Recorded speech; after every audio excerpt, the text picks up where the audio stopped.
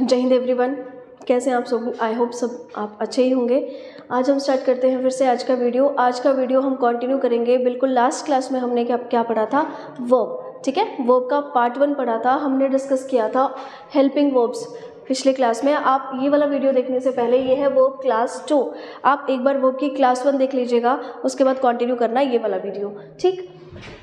Verb मैंने आपको बताया था, एक बार फटाफट बता दूं कि वर्ब के जो सेंटेंस में वर्ब होता है किस लिए यूज़ होता है? सब्जेक्ट के लिए। सब्जेक्ट के लिए आप वर्ब का यूज़ कर रहे थे, subject singular, verb singular. Subject क्या था? नाउन और प्रोनाउन, ठीक है। उसके बाद हमने देखा था ऑक्सिलरी वर्ब और मेन वर्ब, 2 टाइप्स होते हैं वर्ब के। फिर ऑक्सिलरी वर्ब के फर्दर 2 टाइप्स थे, हेल्पिंग वर्ब्स और modal verbs. Then main verb के फर्दर 2 टाइप है, फाइनाइट और नॉन फाइनाइट। हमने ये वाला पार्ट डिस्कस कर लिया था सारा।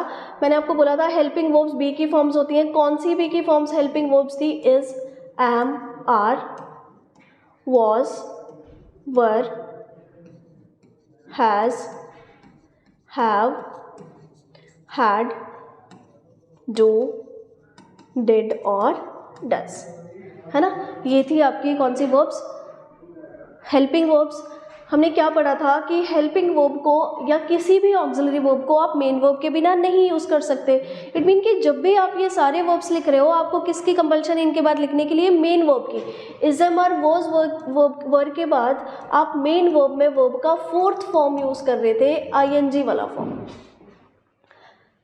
हैज़, हैव, हैड के बाद मैंने आपको बोला था कि वर्ब का 3rd फॉर्म आता है, और डू, डिड और डज के बाद मेन वर्ब में वर्ब का 1st फॉर्म आता है।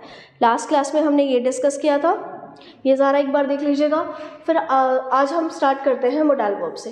मोडाल वर्ब एक कंप्लीट चैप्टर है, और अलग से पढ़ना है तो आने वाले टाइम में मैं अलग से एक वीडियो अपलोड करूँगी मोडाल वर्ब्स पे। अभी फिलहाल हम फोकस करेंगे बाकी सारे वर्ब्स पे। मोडाल वर्ब्स में आपको इन शॉर्ट बता देती हूँ कि मोडाल वर्ब टोटल नंबर्स में कितने होते हैं? 13। जो प्योर फॉर्म ऑफ मोडाल्स होते हैं वो टोटल 13 होते हैं।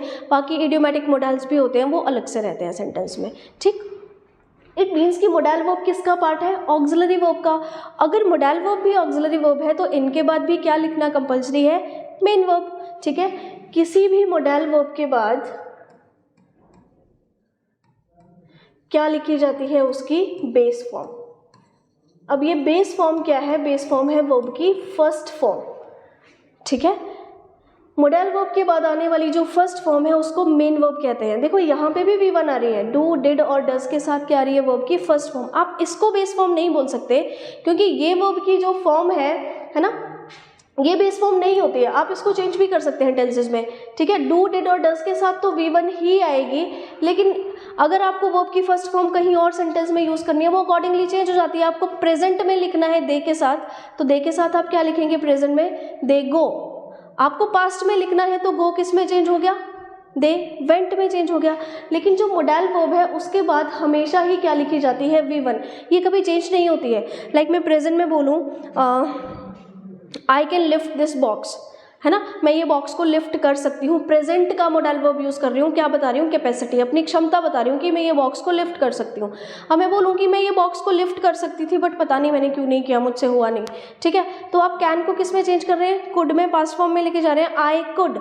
लेकिन कुड के साथ आप फिर से क्या लिख रहे हैं? लिफ्ट, है ना। मतलब आप मोडाल वर्ब जो मर्जी लिख लो, उनके बाद हमेशा ही वर्ब का कौन सा फॉर्म आता है? 1st फॉर्म आता है। कौन कौन से मोडाल वर्ब्स होते हैं? अगर मैं मोडाल वर्ब की बात करूं तो मोडाल वर्ब कौन कौन सी फॉर्म्स होती हैं आपके पास?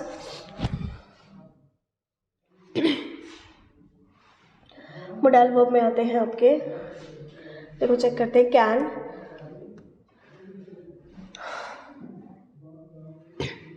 मोडाल वर्ब में आते हैं can, could, will, would,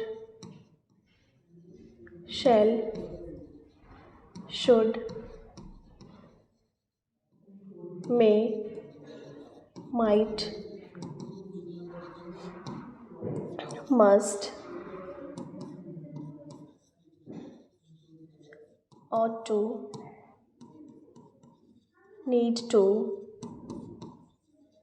dare to और used to, ठीक है। 1 2 3 4 5 6 7 8 9 10 11 12 13, ये है टोटल आपके प्योर फॉर्म ऑफ मोडाल्स।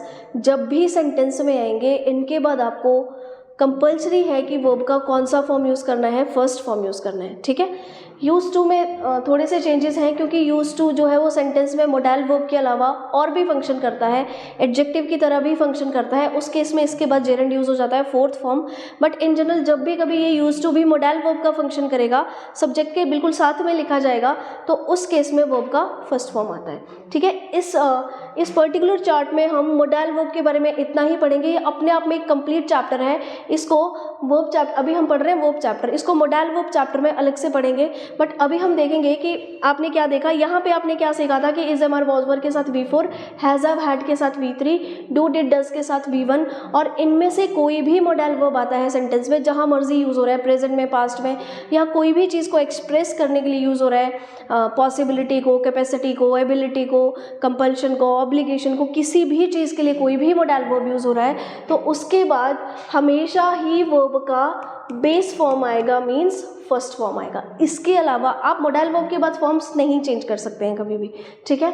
एक बार ध्यान दे लें कौन कौन से हैं, can, could, will, would, shall, should, may, might, must, ought to, need to, dare to और यूज टू, ठीक है।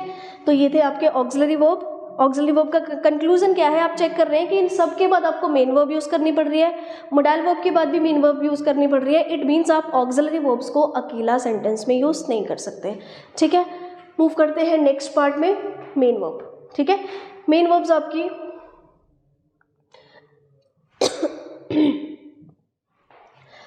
जो ये मेन वर्ब्स हैं ये फर्दर टू टाइप्स के हैं, फाइनाइट वर्ब्स और नॉन फाइनाइट वर्ब्स, ठीक है। फाइनाइट वर्ब्स क्या होते हैं और नॉन फाइनाइट वर्ब्स क्या होते हैं, एक बार मैं आपको वैसे ही बताती हूँ और फिर लिखते हैं इनके टाइप्स, ठीक है। फाइनाइट वर्ब ऐसी वर्ब होती है सेंटेंस में जो सब्जेक्ट के अकॉर्डिंग चेंज हो जाती है या फिर जो टाइम के अकॉर्डिंग चेंज हो जाती है, ठीक है। फाइनाइट वर्ब में मोस्टली जो वर्ब्स आती हैं वो आती है वर्ब की फर्स्ट फॉर्म, वर्ब की सेकंड फॉर्म और वर्ब की फिफ्थ फॉर्म, है ना। वर्ब की 5 फॉर्म्स होती है, मैंने आपको पिछले वीडियो में बताया था। अगर फिर से बताना है, मैं एक बार बता देती हूँ आपको यहीं पे, V3, V4 और V5। हमने पढ़ा था कि वर्ब का जो फर्स्ट फॉर्म है और फिफ्थ फॉर्म है वो टाइम बताता है प्रेजेंट का, वर्ब का सेकंड फॉर्म टाइम बताता है पास्ट का, और वर्ब की थर्ड फॉर्म और फोर्थ फॉर्म सेंटेंस में टाइम बताने के लिए यूज़ नहीं होती है ना। तो फिर V3 और V4 का टाइम कौन बता रहा था, हेल्पिंग वर्ब्स या मोडाइल वर्ब्स। मतलब V3 और V4 के साथ आपको ऑक्सिलरी वर्ब का लिखना कंपलसरी होता है। ऑक्सिलरी वर्ब सेंटेंस में यूज ही किस लिए हो रहे हैं, हेल्पिंग वर्ब किस लिए यूज हो रहे थे, टाइम के लिए, और मोडाइल वर्ब का सबका अपना अपना फंक्शन है, वो सेंटेंस में जिस तरह से यूज होते हैं, ठीक। तो ये थी आपकी टोटल वर्ब की 5 फॉर्म्स। जैसे यहाँ पे मैं लिख दूँ गो, वेंट, गोन, गोइंग और गोस, ये है वर्ब की 5 फॉर्म्स। वो जब भी आप कभी गो लिखा जाएगा सेंटेंस में, प्रेजेंट का टाइम चल रहा होगा। जब भी कभी गोज लिखा जाएगा हेल्पिंग वर्ब के साथ, प्रेजेंट का टाइम चल रहा होगा। मोडाइल वर्ब के साथ लिखेंगे आप तो मीनिंग चेंज हो जाते हैं, इसलिए पूरा चैप्टर ही अलग से पढ़ते हैं। जहाँ कभी आपको V2 दिख रही है वहाँ पे पास्ट का टाइम चल रहा होता है, ठीक है। तो ये है आपकी टोटल वर्ब की फॉर्म्स। अब देखो टोटल अगर 5 फॉर्म्स हैं, V1, V2 और V5, ये फर्स्ट फॉर्म, सेकंड फॉर्म और फिफ्थ फॉर्म, ये कौन सी वर्ब है, फाइनाइट वर्ब। और ये जो आपका थर्ड और फोर्थ फॉर्म है, ये कौन सी वर्ब है, नॉन फाइनाइट वर्ब्स। क्यों इनको अलग अलग किया गया, इनको अलग क्यों गया, फाइनाइट, इन देखो फॉर्म तो एक ही वर्ब की है ये, कि वो कोई भी एक्शन वर्ब है उसकी 5 फॉर्म्स है। फिर कैटेगरी 2 कर दी, कैटेगरी 2 कर दी, फर्स्ट, सेकंड और फिफ्थ फॉर्म को एक साइड रख दिया, फाइनाइट वाली साइड, थर्ड और फोर्थ फॉर्म को कहाँ लेके गए, नॉन फाइनाइट वाली साइड। इट मीन्स कि आप डिफाइन कैसे करोगे कि फाइनाइट वर्ब्स क्या होती हैं या नॉन फाइनाइट वर्ब्स क्या होती हैं। यहाँ पे भी मैंने डिफरेंशिएट किया है, किसके लिए, टाइम के बेसिस पे। V1, V5 और V2 टाइम बताती हैं, V3 और V4 टाइम नहीं बताती हैं। इट मीन कि जो भी फाइनाइट वर्ब है सेंटेंस में वो टाइम के अकॉर्डिंग चेंज हो जाती है ना। मैं बोलूँ I go to temple every day, मैं एवरीडे टेम्पल जाती हूँ, मैं रोज़ टेम्पल जाती थी तो मैं वेंट लिख देती वहाँ पे। तो आप क्या कर रहे हो, वर्ब की फर्स्ट फॉर्म को सेकंड में भी चेंज कर पा रहे हो, वर्ब की फर्स्ट फॉर्म को आप फिफ्थ में भी चेंज कर पा रहे हो। डिपेंड कर रहा है कि सेंटेंस में सब्जेक्ट कैसा है। सब्जेक्ट प्लूरल है तो वर्ब की फर्स्ट फॉर्म आ रही है, सब्जेक्ट सिंगुलर है तो वर्ब की फिफ्थ फॉर्म आ रही है ना। फर्स्ट और फिफ्थ फॉर्म दोनों ही प्रेजेंट का टाइम बताते हैं। फर्स्ट फॉर्म आती है प्लूरल सब्जेक्ट्स के साथ और फिफ्थ फॉर्म आती है सिंगुलर सब्जेक्ट्स के साथ, ठीक है। कुछ एक्सेप्शंस हैं जैसे आई और यू, अदरवाइज फर्स्ट फॉर्म के साथ प्लूरल, जैसे दे के साथ आप क्या लिखते हैं, गो फर्स्ट फॉर्म, ही के साथ आप क्या लिखते हैं, गोज फिफ्थ फॉर्म, है ना। तो ऐसे वर्ब्स जो सेंटेंस में किसके अकॉर्डिंग चेंज हो जाए, टाइम और सब्जेक्ट के अकॉर्डिंग। ऐसे वर्ब सेंटेंस में जो टाइम और सब्जेक्ट के अकॉर्डिंग चेंज हो जाए, कौन से वर्ब्स होते हैं, फाइनाइट वर्ब्स। और नॉन फाइनाइट वर्ब्स कौन से वर्ब हुए, जिनको टाइम और सब्जेक्ट से कोई लेना देना ही नहीं है। इट मीन आप प्रेजेंट का कोई एक्शन लिख रहे हो, कोई प्रेजेंट का एक्शन लिख रहे हो और वहाँ पे आप वर्ब की थर्ड फॉर्म लिख रहे हो, वो प्रेजेंट में भी थर्ड फॉर्म ही रहेगी। आप उसको सिंगुलर सब्जेक्ट के साथ लिखेंगे तब भी वो सेम रहेगी, आप उसको प्लूरल सब्जेक्ट के साथ लिखेंगे सेम रहेगी, प्रेजेंट में लिख देंगे सेम रहेगी, पास्ट में लिखेंगे सेम रहेगी, फ्यूचर में लिखेंगे सेम रहेगी। इट मीन्स कि नॉन फाइनाइट वर्ब ऐसी वर्ब है फिर कि उनको फर्क ही नहीं पड़ रहा है सेंटेंस में कि सब्जेक्ट कब का है या फिर सेंटेंस में जो टाइम है वो कब का है, ठीक है। एक और इम्पॉर्टेंट चीज़ कि ये जो वर्ब सेंटेंस में आ रही है V1, V2, V5, ये सेंटेंस में एक्शन क्या करती है, मेन वर्ब, सिर्फ और सिर्फ मेन वर्ब जब भी सेंटेंस में आएगा। और ये जो V3 और V4 है, ये वर्ब की थर्ड और फोर्थ फॉर्म जो है, ये सेंटेंस में मेन वर्ब के अलावा और भी एक्शन करती है, ठीक है। मेन वर्ब के अलावा वर्ब की फोर्थ फॉर्म एडजेक्टिव होती है, मेन वर्ब के अलावा वर्ब की फोर्थ फॉर्म जेरेंड होती है, ठीक है। तो इसलिए इसको किस साइड रख दिया, नॉन फाइनाइट वर्ब वाली साइड, ठीक है। तो कुल मिला के हम ये कह सकते हैं कि जो मेन वर्ब है सेंटेंस में, जो आपकी फाइनाइट वर्ब्स हैं वो प्योर फॉर्म में सिर्फ और सिर्फ मेन वर्ब ही होती हैं और चेंजेबल होती हैं टाइम और सब्जेक्ट के अकॉर्डिंग, ठीक है। ये नॉन फाइनाइट वर्ब्स हैं, इनको आप चेंज नहीं करते हैं। जैसे गोइंग वर्ड है ना, अब गोइंग के साथ एक सेंटेंस बोलना, जैसे मैं बोल दूँ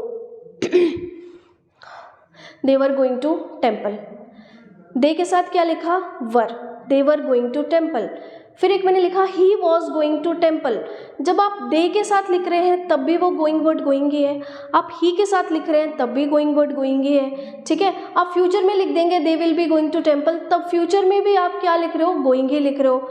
आप पास्ट में लिखो, प्रेजेंट में लिखो, फ्यूचर में लिखो, कोई भी सब्जेक्ट लिख लो, जो फोर्थ फॉर्म है गोइंग, वो एज इट इज है सेंटेंस में, उसको फर्क नहीं पड़ रहा है कब का टाइम चल रहा है, उसका काम सिर्फ कॉन्टिन्यूटी बताना है। वो प्रेजेंट की भी हो सकती है, पास्ट की भी हो सकती है, फ्यूचर की भी हो सकती है, ठीक है। तो थर्ड और फोर्थ फॉर्म को इसीलिए इस साइड रखा गया नॉन फाइनाइट वर्ब्स में, है ना। इधर आ जाती है वर्ब की थर्ड फॉर्म और वर्ब की fourth form non finite verbs में, ठीक है जी। चलो थोड़ा सा आगे चलते हैं। मैंने आपको बोला फाइनाइट वर्ब्स टाइम और सब्जेक्ट बताती हैं। अगर मैं टाइप्स की बात करूं, आगे टाइप्स डिस्कस करते हैं इसका दूसरे स्लाइड में।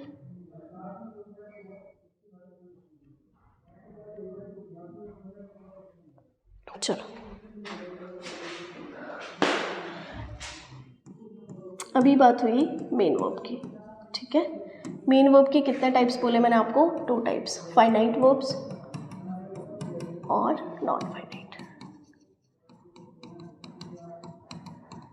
ठीक है। तो फाइनाइट वर्ब अब फर्दर 2 टाइप्स की रहेगी, transitive verb, very important, transitive verbs और इंट्रांजिटिव वर्ब्स,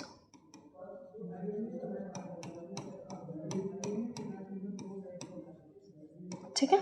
नॉन फाइनाइट हम बाद में डिस्कस करेंगे। सबसे पहले आज देखेंगे ट्रांजिटिव और इंट्रांजिटिव वर्ब्स। देखो, ठीक है, ट्रांजिटिव वर्ब कौन सा वर्ब होता है, ठीक है, यहाँ पे आनी है ना। ये जो फाइनाइट वर्ब है, पहली है ट्रांजिटिव और दूसरी है इंट्रांजिटिव वर्ब,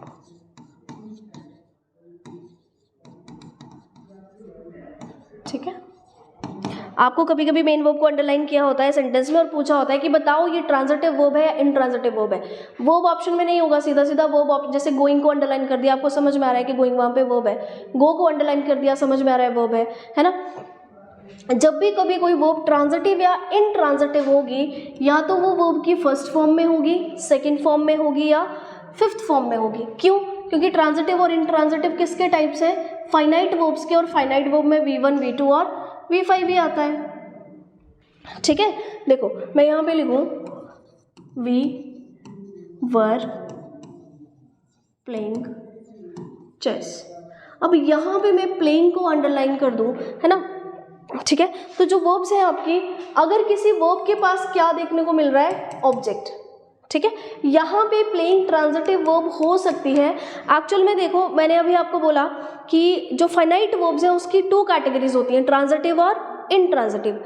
एक साइड में आपको कह रही हूँ कि V3 और V4 नॉन फाइनाइट वर्ब में आता है, तो नॉन फाइनाइट वर्ब में जो V3 और V4 नॉन फाइनाइट में इसलिए आता है क्योंकि वो सेंटेंस में मेन वर्ब के अलावा और भी फंक्शन करता है। वर्ब का थर्ड फॉर्म एडजेक्टिव भी होता है, मेन वर्ब भी होता है। वर्ब का फोर्थ फॉर्म एडजेक्टिव भी होता है, मेन वर्ब भी होता है, जेरेंड भी होता है। लेकिन जब जब ये V3 या V4 मेन वर्ब होंगे सेंटेंस में, तब तब ये ट्रांजिटिव और इंट्रांजिटिव की कैटेगरी में जरूर आएंगे। अब देखो बात करूँ प्लेइंग की, वी वर प्लेइंग चेस। अब मान लो आपको वर्ब दिया ही नहीं है ऑप्शन में, प्लेइंग यहाँ पे मेन वर्ब ही आपको पता है ना। वर क्या है, हेल्पिंग वर्ब। ठीक है जी, अब आपको ऑप्शन भी दिया है ट्रांजिटिव वर्ब है ये या इनट्रांजिटिव वर्ब है, बताओ। तो अब कैसे समझ में आए कि कोई भी वर्ब ट्रांजिटिव कब होती है या इनट्रांजिटिव कब होती है। कोई भी वर्ब ट्रांजिटिव तब होती है जब उसके पास उस वर्ब का खुद का क्या होता है, ऑब्जेक्ट।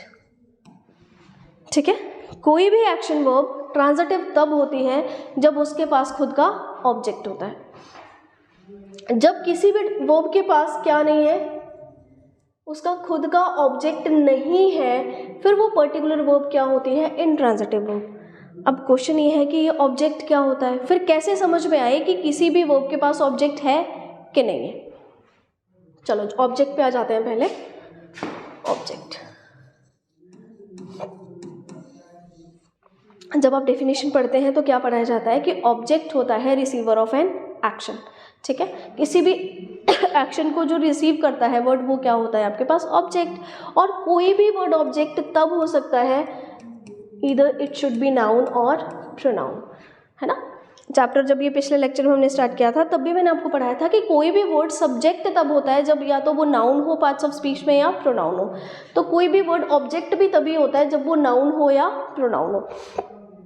जब किसी एक्शन वर्ब के बाद नाउन या प्रोनाउन लिखा है, इट मीन्स उसके पास उसका ऑब्जेक्ट है। अगर नाउन या प्रोनाउन नहीं लिखा है तो ऑब्जेक्ट नहीं है। ठीक, जैसे अच्छा, ऑब्जेक्ट होते भी 2 चीज़ों के हैं। ग्रामर में जो ऑब्जेक्ट है वो किस किस का ऑब्जेक्ट होता है, object of an action verb. किसी भी एक्शन वर्ब के पास ऑब्जेक्ट होता है या कभी नहीं भी होता है। ऑब्जेक्ट के बिना सेंटेंसेस लिखे जाते हैं। इट्स नॉट कंपल्सरी कि एक सेंटेंस में ऑब्जेक्ट हो ही हो, है ना। जैसे मैं यहाँ पे लिख दूँ स्टार शाइन्स,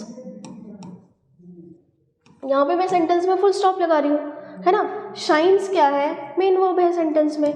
इसके बाद कोई भी वर्ड नहीं लिखा है, फुल स्टॉप लगा दिया है, तो ये शाइन्स कौन सा वर्ब है यहाँ पे, इनट्रांजिटिव वर्ब, ये वाला। ऑब्जेक्ट नहीं है। अब मैंने ये तो नहीं बोला कि ऑब्जेक्ट का लिखना कंपल्सरी होता है, आप विदाउट ऑब्जेक्ट सेंटेंसेस लिख सकते हैं। बस जब किसी वर्ब के पास ऑब्जेक्ट नहीं है उसका खुद का, तो वर्ब क्या होती है, इनट्रांजिटिव। अगर ऑब्जेक्ट है तो वर्ब क्या होती है, ट्रांजिटिव, है ना। ठीक है जी। और दूसरा ऑब्जेक्ट किसका होता है, ऑब्जेक्ट ऑफ प्रीपोजिशन। या तो एक्शन वर्ब्स के ऑब्जेक्ट होते हैं सेंटेंस में या प्रीपोजिशन के ऑब्जेक्ट्स होते हैं। For example, I was playing with my friends। ठीक है, मैं अपने दोस्तों के साथ खेल रही थी। सेंटेंस में इतना बेसिक हमने पढ़ लिया है कि हमें समझ में आ जाए कि सब्जेक्ट कहाँ है, हेल्पिंग वर्ब कहाँ है, मेन वर्ब कहाँ है। आई है सब्जेक्ट, प्रोनाउन है पार्ट्स ऑफ स्पीच में, वॉज है हेल्पिंग वर्ब। क्यों है, क्योंकि बी की फॉर्म है is, am are, was, were, has, have, had, do, did और डज, है ना।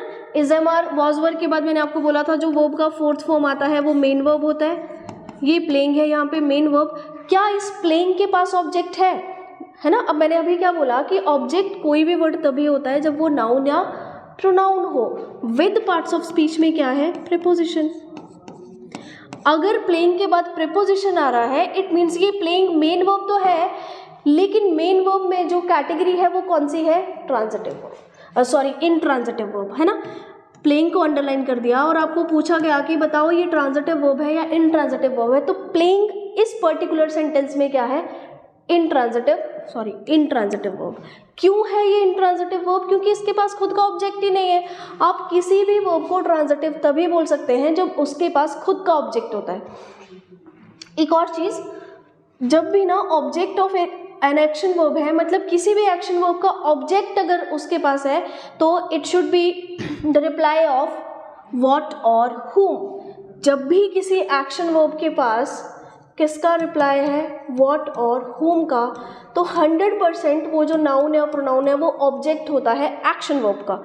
देखो सेंटेंस था, प्लेइंग के बाद कोई भी नाउन प्रोनाउन नहीं था, व्हाट whom का रिप्लाई तो फिर रहेगा ही नहीं, ठीक है, क्योंकि नाउन प्रोनाउन ही नहीं है। तो फिर यहाँ पे ये जो प्लेइंग है ये इनट्रांजिटिव वर्ब है। अगर मैं एक और सेंटेंस लिखूं,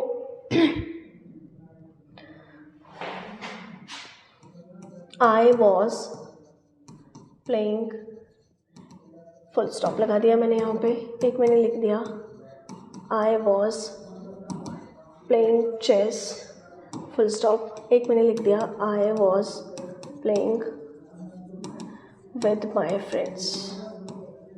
ठीक है, तीनों सेंटेंसेस में जो प्लेइंग है वो मेन वर्ब ही है। Is am are was verb के बाद आने वाला V4 मेन वर्ब है सेंटेंस में यहाँ पे, है ना। बस क्वेश्चन ये है कि ये प्लेइंग ट्रांजिटिव वर्ब है या इनट्रांजिटिव वर्ब है। कुछ वर्ब्स तो प्योर फॉर्म में ट्रांजिटिव होती हैं जिनके बाद ऑब्जेक्ट का लिखना कंपलसरी होता है, जैसे टेल, है ना।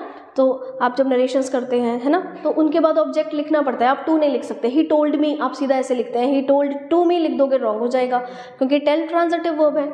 ठीक है, तो यहाँ पे भी अगर आप प्लेइंग देखोगे तो प्लेइंग पे आके फुल स्टॉप है। और कोई भी वर्ब ट्रांजिटिव तब होती है जब उसके बाद ऑब्जेक्ट लिखे जाते हैं, यहाँ तो कुछ भी नहीं है, फुल स्टॉप है। तो ये कौन सा वर्ब है प्लेइंग, यहाँ पे intransitive verb. I was playing chess, अब मैंने आपको बोला कि एक्शन वर्ब के बाद अगर नाउन या प्रोनाउन लिखा है, चेस गेम का नाम है, मीन्स ये नाउन है। और एक और चीज़ समझाइए कि जब भी किसी एक्शन वर्ब के बाद व्हाट या whom का रिप्लाई मिल रहा है तो वो उस पर्टिकुलर वर्ब का ऑब्जेक्ट होता है। ठीक है, तो आई वॉज प्लेइंग व्हाट का रिप्लाई आपको समझ में आ रहा है, chess. It mean chess noun है पार्ट्स ऑफ स्पीच में, और फंक्शन क्या कर रहा है, ऑब्जेक्ट। आपको सब्जेक्ट की पहचान बहुत अच्छे से होनी चाहिए। सेंटेंस में ऑब्जेक्ट को कैसे आइडेंटिफाई करते हैं ये बहुत अच्छे से आना चाहिए। सेंटेंस में सब्जेक्ट कॉम्प्लीमेंट कहाँ है, मेन वर्ब कहाँ है, एक्शन वर्ब कहाँ है, मोडाइल वर्ब कहाँ है, इन्फॉर्मेशन वाला वर्ब कहाँ है, ये बहुत अच्छे से क्लियर होनी चाहिए चीज़ें। ठीक है, तो यहाँ पे यही प्लेइंग क्या परफॉर्म करने लग जाएगा, ट्रांजिटिव वर्ब, है ना। ट्रांजिटिव वर्ब मीन ऐसा एक्शन वर्ब जिसके बाद नाउन या प्रोनाउन लिखा है और वो व्हाट या whom का रिप्लाई है। देखो मैं यहाँ पे लिखूँ आई मेट हिम यस्टरडे, मैं उसको मिली कल, है ना। मेट क्या है यहाँ पे, मेन वर्ब है, वर्ब का सेकंड फॉर्म है। नेक्स्ट क्वेश्चन इसकी, मेट मेन वर्ब तो है लेकिन अब वर्ब का फर्स्ट सेकंड फॉर्म है, 100% या तो ट्रांजिटिव होगा या इनट्रांजिटिव होगा। आई मेट हिम, हिम क्या है, प्रोनाउन। एक्शन वर्ब के बाद प्रोनाउन लिखा है and it should be the reply off what और whom। आई मेट whom का रिप्लाई आ रहा है हिम, आप हिम लिख देते, आप यहाँ कोई नाम लिख दो, मान लो रोहन लिख दिया, है ना, तो आप नाम लिख लो, नाउन लिख लो, प्रोनाउन लिख लो, लेकिन काम तो ऑब्जेक्ट का ही कर रहा है। ठीक है, तो यहाँ पे ये मेट मेन वर्ब तो है, साथ साथ में कौन सा वर्ब है, ट्रांजिटिव वर्ब है, क्योंकि इसके पास इसका ऑब्जेक्ट है। तो यहाँ पे यही प्लेइंग भी किस तरह से ट्रांजिटिव वर्ब ही है, क्योंकि इसके पास ऑब्जेक्ट है। थर्ड सेंटेंस देखते हैं, आई was playing with my friends. इस सेंटेंस में मैंने अभी आपको बताया कि ऑब्जेक्ट दो चीज़ों का होता है, प्रीपोजिशन का और एक्शन वर्ब का। ठीक है, ये सेंटेंस में विद क्या है, प्रीपोजिशन। एक्शन वर्ब के बाद नाउन या प्रोनाउन नहीं आ रहा है, इट मीन्स इट मीन्स इसके पास ऑब्जेक्ट नहीं है, तो ये कौन सा वर्ब है, इनट्रांजिटिव वर्ब। क्लियर। विद क्या है, प्रीपोजिशन। अब प्रीपोजिशन के बाद भी उनके ऑब्जेक्ट लिखे जाते हैं, तो ये रहा प्रीपोजिशन, और फ्रेंड्स यहाँ पे नाउन है और परफॉर्म क्या कर रहा है, ऑब्जेक्ट। किसका ऑब्जेक्ट है, प्रीपोजिशन का। जब भी कभी सेंटेंस में ऑब्जेक्ट हो तो आपको दो चीज़ें दिमाग में रहनी चाहिए कि या तो ये एक्शन वर्ब का ऑब्जेक्ट होगा या तो प्रीपोजिशन का ऑब्जेक्ट होगा। एक्शन वर्ब का ऑब्जेक्ट बिल्कुल उसके बाद लिखा होता है, प्रीपोजिशन का ऑब्जेक्ट प्रीपोजिशन के बाद लिखा होता है ना। बच्चा ये कंफ्यूज हो जाता है कि फ्रेंड्स यहाँ पे ऑब्जेक्ट है तो फिर ये ट्रांजिटिव वर्ब क्यों नहीं है। ये ट्रांजिटिव वर्ब इसलिए नहीं है क्योंकि इसके पास खुद का ऑब्जेक्ट नहीं है। ये प्रेपोजिशन की नाउन है और कोई भी प्रेपोजिशन अपने ऑब्जेक्ट को या अपने बाद वाली नाउन या प्रोनाउन को पीछे शेयर नहीं करता पीछे वाले वर्ड्स के साथ, ठीक है। तो प्लेइंग यहाँ पे इनट्रांजिटिव वर्ब है। तो ये थी आपकी ट्रांजिटिव और इनट्रांजिटिव वर्ब्स, ये देखो, ठीक है। फाइनाइट वर्ब्स की 2 कैटेगरीज थी, ट्रांजिटिव वर्ब और इनट्रांजिटिव वर्ब्स, ठीक है। यहाँ पे थर्ड फॉर्म और फोर्थ फॉर्म भी आ सकती थी अगर जब वो मेन वर्ब का काम करता है बेसिकली, है ना। ट्रांजिटिव वर्ब आपका V1 V2 V3 V4 V5 हो सकते हैं, इनट्रांजिटिव भी V1 V2 V3 V4 V5 हो सकते हैं, लेकिन तब वो सेंटेंस में किसके लिए यूज़ हो रहे होते हैं, क्या करने के लिए, अगर उनके पास ऑब्जेक्ट है तो। कुछ ऐसी वो अभी जो मैंने एक प्ले का एग्जांपल लिया, तो प्ले दोनों कैटेगरी में आ रहा था, कभी आप उसको ट्रांजिटिव की तरह यूज़ कर पा रहे थे, कभी इनट्रांजिटिव की तरह यूज़ कर पा रहे थे। कुछ ऐसे वर्ब्स होते हैं जो प्योर फॉर्म में ही ट्रांजिटिव होते हैं, जैसे एन्जॉय, एक्विट, एम्यूज, है ना, एब्सेंट, प्रेजेंट, है ना। कुछ ऐसे वर्ब्स हैं जो प्योर फॉर्म में इनट्रांजिटिव होते हैं, जैसे से, कीप, स्टॉप, है ना। तो ये जो प्योर फॉर्म में ही क्या होते हैं, ट्रांजिटिव या इनट्रांजिटिव, ये पर्टिकुलर वर्ब्स आपको याद करनी पड़ती हैं। जैसे अगर एंजॉय प्योर फॉर्म में ही ट्रांजिटिव वर्ब है तो आप सेंटेंस में उसको विदाउट ऑब्जेक्ट कभी लिख ही नहीं सकते, ठीक है। यहाँ तक की चीज़ें हो चुकी हैं, आगे वाली चीज़ें, ये वाला पोर्शन हम नेक्स्ट क्लास में डिस्कस करेंगे। आज हम यहीं पे क्लोज कर रहे हैं, ठीक है। नेक्स्ट क्लास में हम यहाँ से स्टार्ट करेंगे, ध्यान से देख लीजिएगा। अभी ये वर्ब की सेकंड क्लास है, ये पढ़ने अगर किसी ने नहीं पढ़ा है तो इससे पहले वर्ब की क्लास 1 देखेंगे, वर्ब की क्लास 2 और क्लास 3 में हम डिस्कस करेंगे ये वाला टाइप, है ना, या नॉन फाइनाइट की जितने भी टाइप्स होते हैं वो सारे डिस्कस करेंगे। तब तक के लिए स्टे ब्लेस्ड, स्टे हैप्पी, जय हिंद।